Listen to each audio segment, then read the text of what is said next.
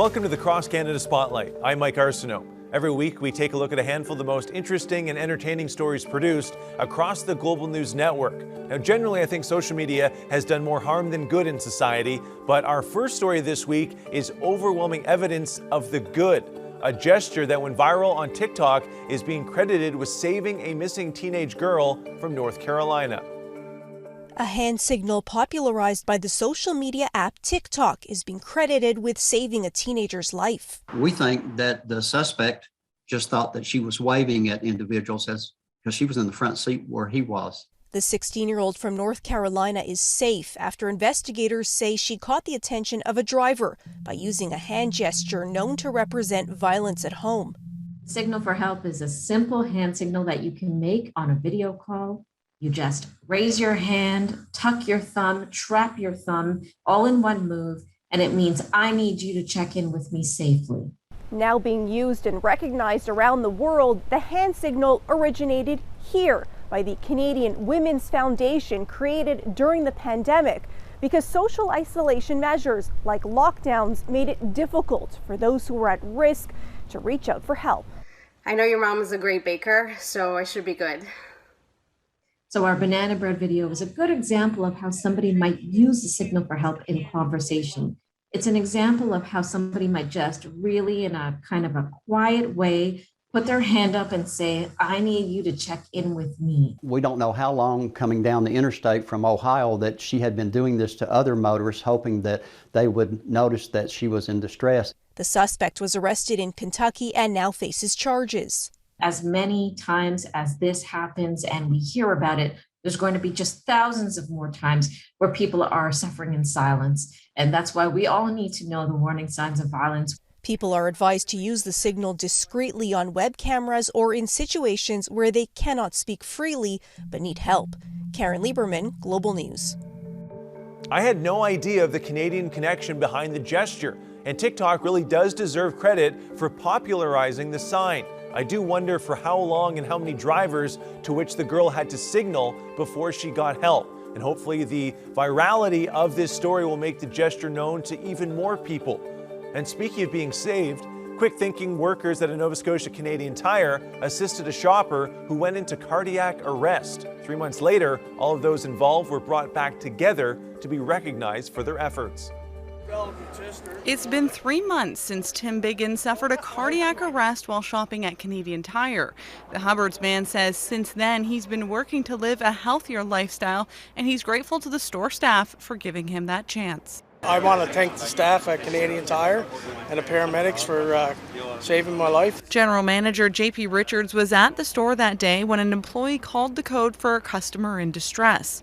As Richards began performing CPR, another employee raced to the front of the store to grab the automated external defibrillator, something he says he's glad their store had on hand. The AED worked perfectly. We went into, it told us exactly what to do. It administered a shock after a first round of compressions and then 3 more rounds of compressions. And then Tim sprang to life. Paramedics arrived shortly after and were able to take care of Biggin as he was transported to the hospital. First responders say store staff did everything right and credit their quick action and CPR knowledge in giving Biggin the best outcome. As soon as you can kind of start doing CPR, and if there's an AED around, to use the AED as quick as possible, that gives someone the best chance of survival. On Tuesday, all those involved were recognized for their efforts through AED manufacturer Zoll's Heroes for Life program. The company also presented Biggin and his wife with an AED to donate to wherever they wanted. The couple says there's only one in their town of Hubbards, and it's at the library, so they've chosen another popular spot. There is a little tiny strip mall with the independent grocery store there, which is open the most amount of hours, and I just thought that it would be a good place to have one. There are over 1,200 registered AEDs across the province. Over 900 are in public locations. Alicia Drous, Global News, Halifax. It's a cool gesture that Tim and his wife were able to choose the location of the donated AED, literally paying it forward to potentially save the life of someone else in distress. This week marked Remembrance Day across Canada, and the oldest Canadian veteran was honored at an elementary school in British Columbia. Observing Remembrance Day at Vancouver Talmud Torah School took on new significance this year. Sitting as an honored guest, Reuben Sinclair, who quite possibly is Canada's oldest living veteran. And I think it's my duty. Mr. Sinclair recently celebrated his 110th birthday. Born before the First World War, he was 31 when he enlisted in the Royal Canadian Air Force in 1942. His service to this country may have been a lifetime ago, but it is not forgotten. He worked as a wireless operator mechanic. He and his crewmates helped train pilots who were going to fly missions on blacked-out runways in Europe.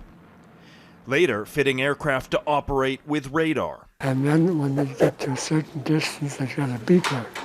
Beep, beep, beep. So they knew they were 500 feet from the runway. His family still so proud of his service. 3 children, 6 grandchildren, 16 great-grandchildren, and 2 momentarily great-great-grandchildren.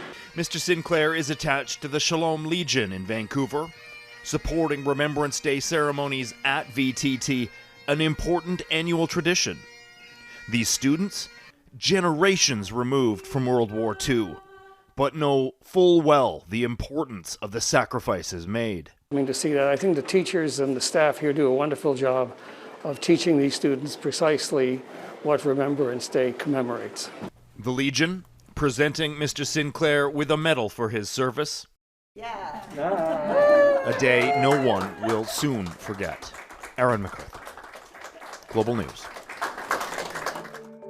It's amazing to think that this generation of kids will be the last that will be able to hear first-person accounts of Second World War veterans. I love hearing stories about super-centenarians like Reuben. Their longevity is inspiring, and 2 great-great-grandchildren. That's incredible.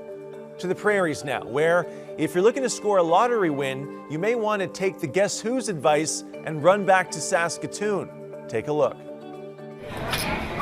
There's just something about this city of 250,000 people. Lately, it's a city of millions, with seemingly everyone ready to cash in on the next big win. For sure charity, my family. Although I think I would put it in trust because I think easy money is too easy. What would you do if you won the lottery? Oh gosh, I'd still work, just not as hard. Last month, Matthew Popple was confronted with that very question after winning 55 million big ones. He's going to help people and probably buy a luxury car. But the wins keep coming. Another 2 million last week to Saskatoon's Brian Taylor. The streak continuing Monday just outside the city with the Smoke Signals jackpot at Dakota Dunes Casino. And then a Lotto 649 ticket drawn Wednesday worth another $1 million and sold in Saskatoon. We asked a mathematics and statistics expert what's going on. Saskatoon might be a lucky city, but probably not for lottery winners. The thing is, when you're looking for rare events, you will find them. But is it really so far-fetched in the age of Bitcoin, Dogecoin, and the now defunct Whopper coin? Is the lottery any worse as an investment strategy? Let's put a toonie in a jar every day, and at the end of the month, you've got $60. And you can go have some fun with that $60, and you get the little thrill of winning at the end of the month. Now, full disclosure, this Reporter's high school teacher once called the lottery a tax on people who can't do math. But it seems even the experts are intrigued. Do you play the lottery yourself? Personally, I have bought lottery tickets in the past, and I will occasionally buy them. Again, I do it for fun. And here's some advice you can take to the bank. The odds are long and past performance is no guarantee of future results. But you can't win unless you're in. Ryan Kessler, Global News. Everyone within driving distance of Saskatoon are heading there right now probably to pick up some lottery tickets. If I won a massive jackpot like that, I think I would refuse that photo with the giant check for as long as possible. I wouldn't want anyone to know that I won until I got all of my financial planning set. And I think I'd keep working too, but just not as hard like that guy said. Now you may buy another house with the lottery win, but what about a tiny home? And what if it was a refurbished lifeboat? Intrigued? Take a look. Among the masts and rows of boats, there's one you just can't miss. something its owners Welcome aboard. could not be more proud of. She's a weird boat, so people are curious about it, you know. Danielle Tate Stratton and Torn Sandstrom purchased the vessel, now known as Luya, from BC Ferries in May of 2020.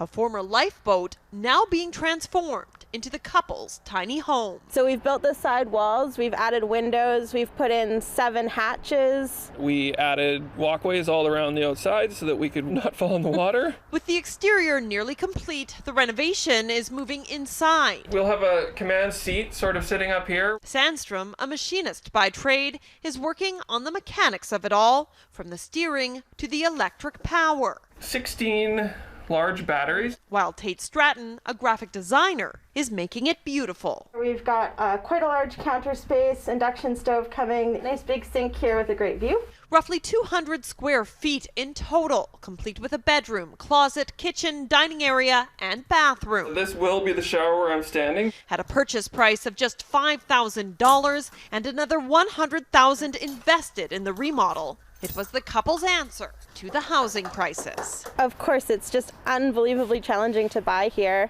Crazy. So we thought if we're going to have a micro condo, we're going to make it our own. But they're sharing the experience. We want to talk to you a little bit about how we found our boat, Luya.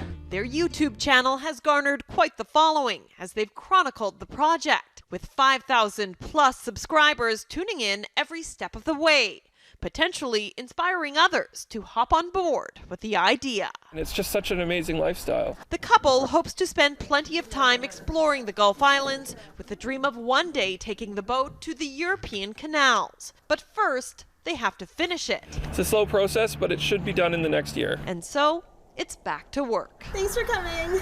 Kylie Stanton, Global News, Victoria. Good for them, but there's no way I could live in a tiny home like that. I need more space and more alone time. I also don't possess any of the skills needed to refurbish that either. But to each their own, I suppose. Would you want to get in on the tiny home movement? There's some food for thought for you. And that's it for the Cross Canada Spotlight this week. Be sure to watch Global News Weekend Saturday and Sunday mornings at 7 a.m. on the Global TV app.